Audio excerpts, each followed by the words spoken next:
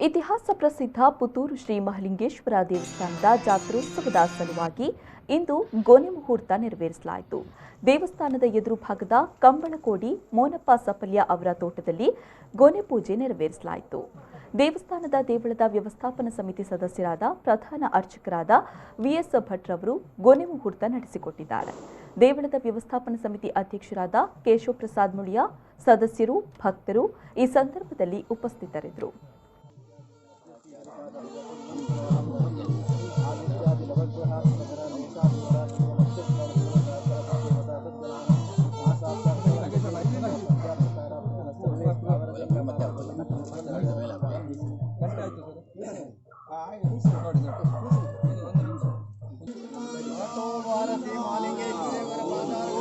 Govinda